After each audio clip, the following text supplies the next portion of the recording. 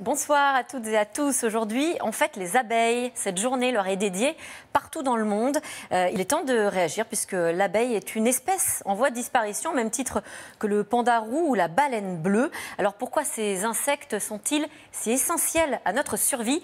Réponse avec notre invité, un amoureux des abeilles. C'est-à-dire, c'est parti.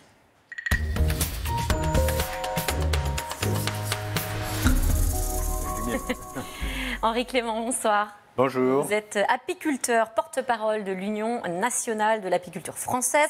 On va parler des abeilles et de votre amour du miel aussi. Je crois qu'il y a plus de 200 types de miel. Oui. Mais d'abord, avant de parler de cela, comment est-ce qu'on devient apiculteur professionnel? Puisque je crois que vous étiez parti pour une carrière de prof d'histoire, je crois. C'est ça.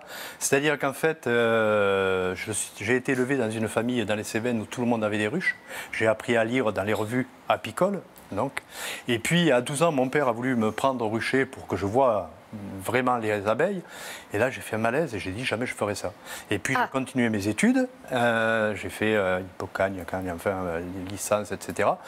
Et à 18 ans, j'y suis retourné. Et là, j'ai eu la passion et je me suis dit non, tu ne vas pas faire prof, tu vas faire apiculteur. Et j'ai fait ce choix-là et je ne l'ai jamais regretté. Voilà, vous êtes tombé dans la marmite de miel. C'est un virus. Un peu tardivement, mais voilà, un virus qu'on se passe quand même de père en fils. Exactement. Et aujourd'hui, vous avez 250 ruches entre la Lozère, l'Aude, l'Hérault, et vous produisiez du miel. Des miels. Des miels.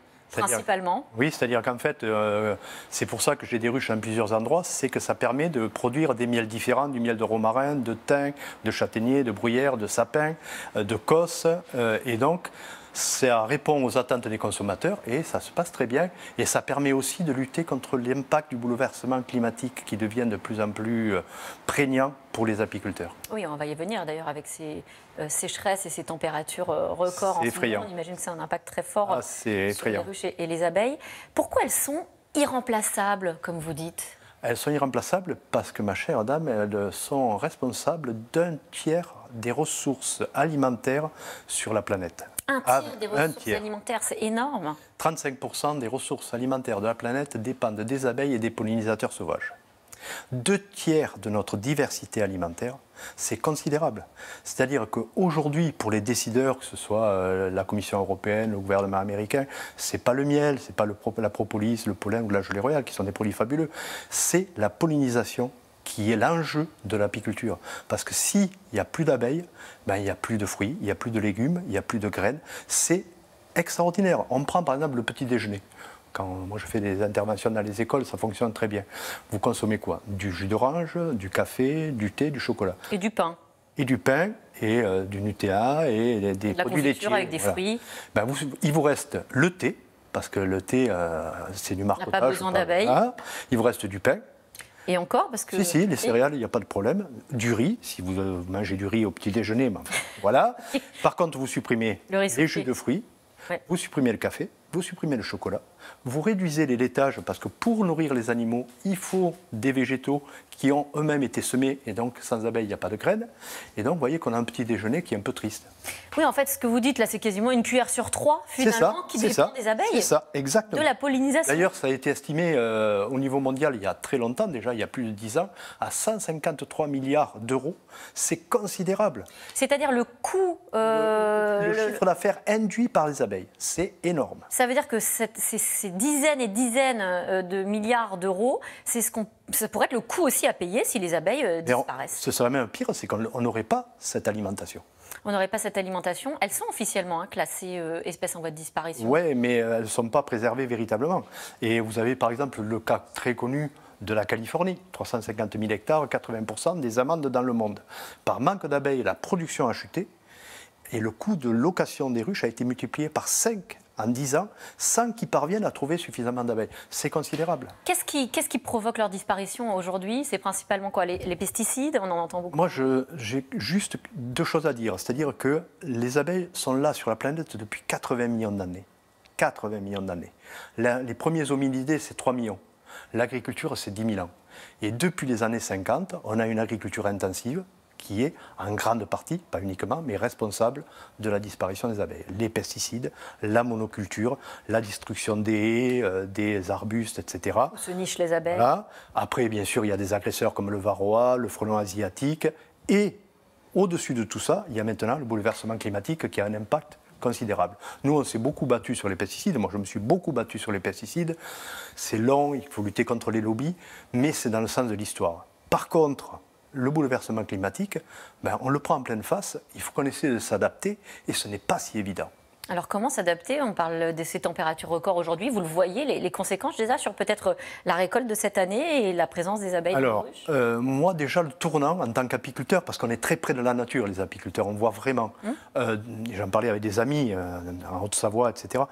Depuis 2003-2004, on a un tournant. On voit vraiment l'impact du bouleversement climatique. Et là, cette année, c'est-à-dire par exemple cette année, on a eu un hiver qui a été très doux. Les pertes hivernales ont été beaucoup raisonnable, on est quand même entre 20 et 30% de pertes, ce qui est énorme. 20 à 30% de pertes chaque année. D'abeilles ou de récoltes de ruches, des ruches. De colonies. C'est-à-dire qu'on a à peu près 1 200 000 300 000 ruches en France. Plus de 300 000 colonies meurent chaque année que les apiculteurs sont obligés de reconstituer. C'est dramatique. Aucune filière agricole accepterait ça. Imaginez que les éleveurs de porcs ou de vaches perdent 30% chaque année de leurs vaches, ça ferait la une tous les journaux. Oui, des abeilles qui sont retrouvées mortes, en plus pour certaines, dans les ruches. Ah oui, les ruches sont mortes, il faut les refaire. Donc, vous avez, par exemple, on a eu donc, un hiver très doux cet hiver. Le début de saison a été très bon parce qu'il a fait beau, etc. Mais là, c'est tellement sec que je me demande ce qu'on va faire au mois de juin, juillet, août. S'il ne pleut pas maintenant, on aura fait une très bonne récolte de printemps, mais on va souffrir tout l'été parce qu'il n'y aura plus de ressources florales. Un exemple, le bouleversement climatique, ça fait 3 ans en France qu'on ne fait plus de miel d'acacia parce que les acacias gèlent. Et l'INRAE d'Avignon avait démontré qu'avec le bouleversement climatique, il y aurait de plus en plus de gelées tardives. C'est le cas. Dans le sud-ouest, par exemple, dans le Lot-et-Garonne, ça fait 3 ans qu'ils ne font pas d'acacia parce que les fleurs gèlent avant que les abeilles puissent y aller dessus. Alors, qu'est-ce qu'on peut faire? Il y a bien sûr au niveau de l'État. D'ailleurs, vous avez déjà suivi Elisabeth Borne, puisqu'elle a travaillé avec vous en tant que ministre de la Transition écologique sur les pesticides notamment. Et puis, il y a aussi comment est-ce que nous, on peut agir en tant que particulier. C'est-à-dire qu'en fait, je crois qu'il faudrait que les États se décident enfin d'adopter des mesures très strictes pour l'évaluation des pesticides, ce qui n'est pas le cas. Il faut composer avec les agriculteurs. Non, non, les agriculteurs sont victimes comme nous. Parce que moi, je ne pense pas que les agriculteurs veuillent empoisonner les abeilles. C'est qu'on leur dit, mettez ce produit, il n'y a pas de problème. Et derrière, vous mettez ce produit, il n'y a pas de problème. Et puis derrière, ça tue les abeilles. Donc il faut évaluer les produits. Et l'Agence européenne avait fait des propositions qui n'ont pas été suivies par les États. Ça, c'est dramatique. Donc ça, c'est le premier point. Ensuite, il faut réorienter l'agriculture. On sait très bien que l'agriculture, telle qu'on la connaît, elle va dans un mur. Même quoi davantage raisonné.